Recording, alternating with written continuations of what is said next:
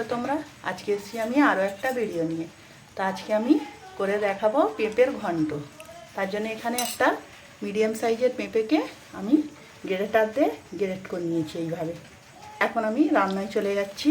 তো তার আগে তোমাদের কাছে একটা ছোট্ট অনুরোধ রইল, আমার ভিডিওটা পুরো দেখবে, চ্যানেলটাকে সাবস্ক্রাইব করবে, লাইক দেবে, শেয়ার করবে আর কমেন্ট করে জানাবে আজকের আমার পেঁপের ঘন্টটা কেমন হয়েছে। একটা চুলোয় কড়া দিয়েছি, কড়াটা আমার গরম হয়ে গেছে। এখন এর মধ্যে দিয়ে দিচ্ছি 2 চামচ মতো সাদা তেল, আর তার সঙ্গে দিয়ে দিচ্ছি 1 চামচ ঘি। রান্নায় ঘিটা দিলে রান্নার স্বাদটা একটু বেড়ে যায়। এটা কাছে থাকলে অবশ্যই দেওয়ার চেষ্টা করবে, তা নাহলে শুধু সাদা তেলে দিয়ে পেঁপেটা ভেজে নেবে। তো আমি এখন এই তেলের মধ্যে পেঁপেটা দিয়ে দিচ্ছি।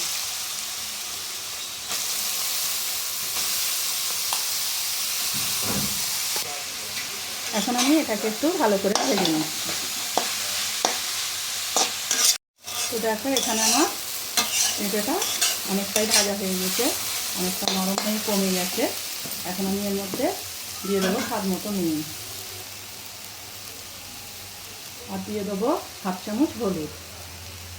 এগুলোকে ভালো করে মিশিয়ে নিচ্ছি। তো দেখো পেঁপেটা আমার এখানে ভাজা হয়ে গেছে। আমি এখন এটাকে একটা বোলেতে তুলে নিচ্ছি।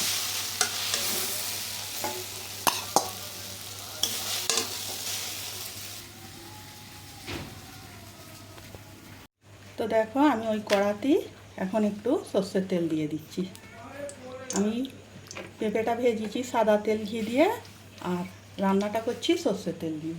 দেখো এখানে আমি কিছু গোটা মশলা নিয়েছি, একটা তেজপাতা, 2টো শুকনো লঙ্কা, 2টো এলাচ আর 1/2 চামচ গোটা। এগুলো একটু তেলেতে ভেজে নেবো।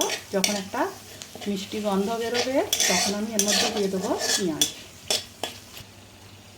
তো এখানে একটা ছোটো পেঁয়াজকে আমি কুচিয়ে নিয়েছি, এর মধ্যে দিয়ে দিচ্ছি। আমি পেঁয়াজটাকে একটু হালকা করে ভেজে নেবো, বেশি ভাজবো না, হালকা করেই ভেজে নেবো। পেঁয়াজটা আমার হালকা করে ভাজা হয়ে গেছে। এখন এর মধ্যে আমি একটা মিডিয়াম সাইজের আলুকে এইভাবে ছোটো ছোটো করে কেটে নিয়েছি, এর মধ্যে দিয়ে দিচ্ছি। এখন আলুটা এর সঙ্গে একটু ভেজে নেবো। দিয়ে দিচ্ছি অল্প একটু নুন, অল্প করেই দেবো, কেন পেঁপেটা ভাজার সময় আমার নুন দেওয়া আছে, সেটা খেয়াল রেখে আমাকে নুনটা দিতে হবে। তাহলে এখন আমি তাকে একটু ভেজে নিচ্ছি। তো আমি এখন এটাকে একটা ঢাকনা দিয়ে একটু সিদ্ধ করে নিচ্ছি।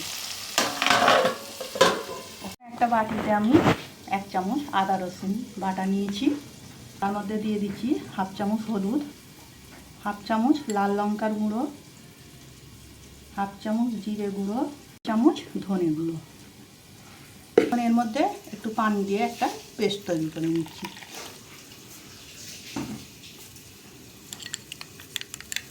মশলাটা এইভাবে গুলে নিলে রান্নার টেস্টটা অনেকটা বেড়ে যায়।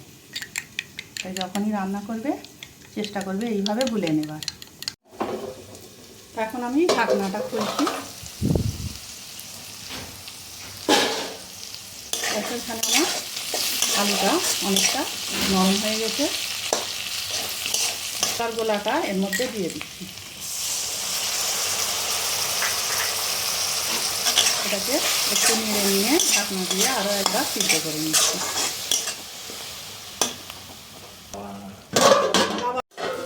তো দেখো এখানে আমি ঢাকনাটা খুলছি। আমি যে মশলাটা দিয়েছিলাম পানিটা অনেকটা কমে গেছে, আর মশলার আদা রসুনের কাঁচা গন্ধটাও চলে গেছে। এখন আমি এর মধ্যে দিয়ে দিচ্ছি 2টো কাঁচা লঙ্কা, আর দিয়ে দিচ্ছি যে পেঁপেটা আমি ভেজে রেখেছিলাম পেঁপেটা। এখন এটা পেঁপেটা আলুর সঙ্গে ভালো করে আমি মিশিয়ে নেব।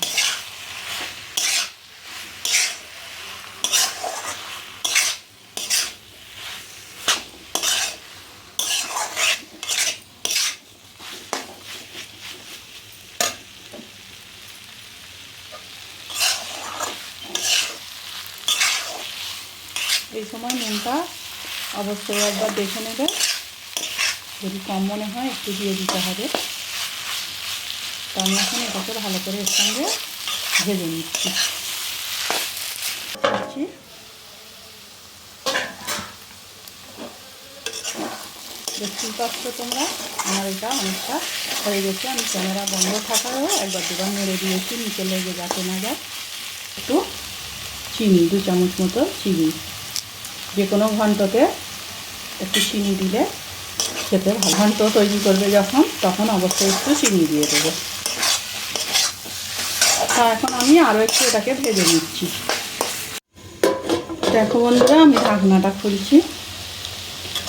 আমার রান্নাটা কমপ্লিট হয়ে গেছে, দেখতেই পাচ্ছ তোমরা।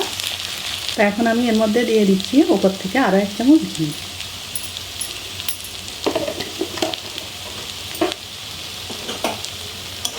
এটাকে ভালো করে মিশিয়ে নিচ্ছি।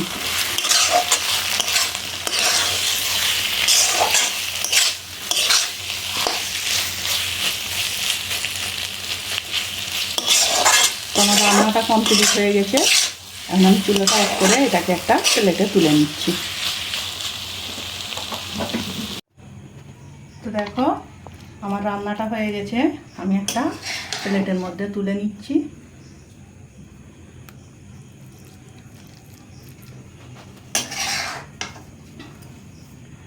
তো তোমাদের কাছে অনুরোধ রইল একবার হলেও বাড়িতে এইভাবে ট্রাই করে দেখবে, কেমন হয়েছে অবশ্যই আমাকে জানাবে। আজকের ভিডিও আমার এইটুকু। আগামী দিন আসবো আরও একটা ভিডিও নিয়ে। সবাই ভালো থাকবে, সাবধানে থাকবে।